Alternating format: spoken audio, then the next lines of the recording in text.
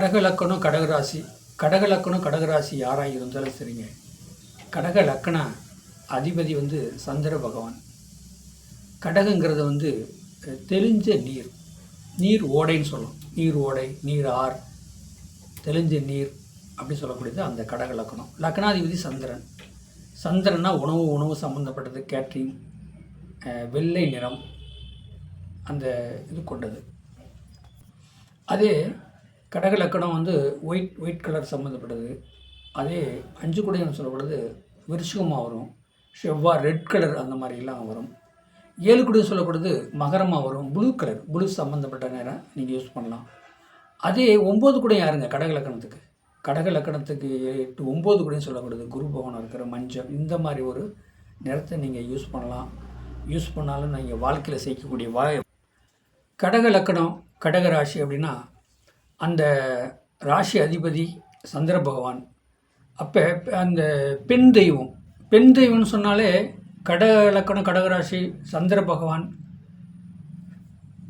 அப்படின்னா நம்ம arts college கலவரம் பார்த்திங்கன்னா ஊரணிக்காளி இருக்காங்க. ஊரணிக்காளி துர்க்கையம்மா இருக்கிறாங்க.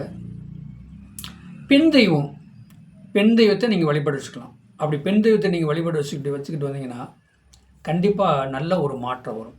ஏன்னா அவங்களுக்கு ஒயிட் சாதம், அதாவது ஒயிட் பொங்கல் வைங்க. சக்கரை பொங்கல் வேணாம், ஒயிட் பொங்கல் வச்சு அதுக்கு மெயினாக இந்த பழம்லாம் வைப்பாங்களே, ஒயிட் பொங்கல் வச்சு பழத்தை அதில் பிணைஞ்சி அவங்களுக்கு அந்த ஊரணி காளி துர்க்கை மாவுக்கு நீங்கள் நெய்வேத்தியமாக கொடுத்து பாருங்கள்.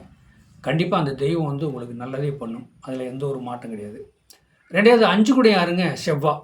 அப்போ அந்த லக்கணத்துக்கு 5 குடையும் செவ்வாய்னா திருச்செந்தூர் முருகனை நீங்கள் வழிபட வச்சுட்டு வாங்க.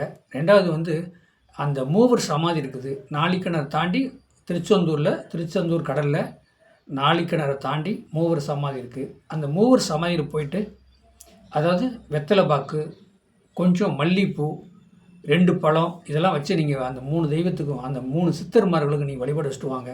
கண்டிப்பாக நீங்கள் நினச்சி நடக்கும். 9ஆம் இடம் எது வருதுங்க? கடகத்துக்கு 9ஆம் இடம் சொல்லக்கூடாது குரு வீடாக வரும், மீனமாகவே வருது. அப்போ 9 அதாவது அந்த 9ஆம் இடங்கிறது மீனமாக வருதுன்னா இப்போ நீங்கள் திருச்செந்தூர் முருகன் கோயிலில் போய் அந்த மூவர் சமாதியில் வழிபடுறீங்களே, இது மாதிரி 18 சித்தரில் நீங்கள் ஏதோ ஒரு சித்தரை நீங்கள் வழிபட வச்சுட்டு வாங்க. பணம் காசு உங்களுக்கு எல்லாமே இந்த பிரபஞ்சத்தில் பிறந்துட்டங்க. கொஞ்சமாவது நன்மை செய்யலாங்க, தீமையே வேணாங்க. முடிஞ்ச அளவுக்கு நன்மை செய்ய பார்ப்போம். நான் சொல்கிற தெய்வத்தை நீங்கள் வழிபட வச்சுட்டு வாங்க. கடகலக்கணத்துக்கு 5ஆம் இடம் விருச்சிகம், 7ஆம் இடம் மகரமாக வரும், 9ஆம் இடம் மீனமாக வரும். அப்போ 7ஆம் இடம் மகரமாக வருது. அப்போ அந்த 7ஆம் இடம்னு சொல்லக்கூடாது இதையும் வழிபட வைக்கலாம். 1 5 9 வழிபடும். 7ஆம் இடம் நமக்கு வேணுங்க. இப்போ 1 5 9 தான் வேணும் அப்படின்னு நம்ம வழிபாடு வர்றதை விட 7 குடையும் நமக்கு வேணும். 7ஆம் இடம் சனீஸ்வர பகவான். தெற்கு பார்த்த கருப்பனை வழிபட வைங்க. 5 குடையவன் திருச்செந்தூர் முருகன், 7 குடையவன் மகரம். அப்போ அது அந்த தெற்கு பார்த்த வீடு, தெற்கு பார்த்த கருப்பனை வழிபாடு வைங்க. 9ஆம் இடங்கிறது மீனம், குரு பகவானை வழிபாடு வச்சுங்க.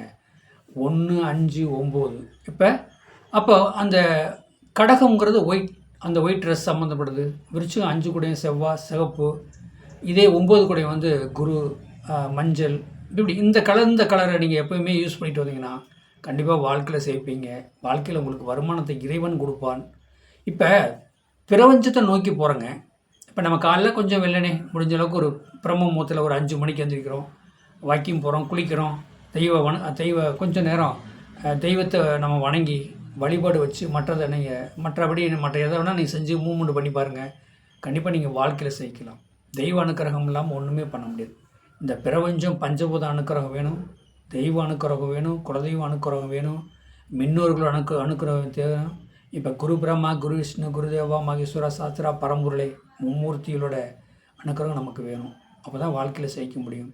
நம்ம போன ஜென்மத்தில் என்ன பாவம் புண்ணியம் பண்ணமோ இப்போ அந்த கர்மாவை கண்டிப்பாக கழிச்சிட்டோம்னா வாழ்க்கையில் செய்யலாம், வாழ்க்கையில் முன்னுக்கு வரலாம். வாழ்க வளமுடன். வாழ்த்துக்கள். என்னுடைய சேனலை சப்ஸ்கிரைப் பண்ணுங்கள், பெல் பட்டன் ஆன் பண்ணுங்கள், மற்றவங்களுக்கு ஷேர் பண்ணுங்கள். என்னுடைய ஃபோன் நம்பர் 95 14 77 10 74. இந்த நம்பருக்கு வாட்ஸ்அப்பில் சாதகம் அனுப்புங்க. உங்களுக்கு தெளிவாக சொல்லப்படும். ஏன்னா நீங்கள் வேறு நான் வேறு அல்ல. என்கிட்ட வரக்கூடிய வாடிக்கையாளர் அனைவரும் நல்லா இருக்கணும், நீண்ட ஆயுளோட செல்வத்தோடு இருக்கணும்னு நான் வேண்டிக்கிறேன். வாழ்க வளமுடன்.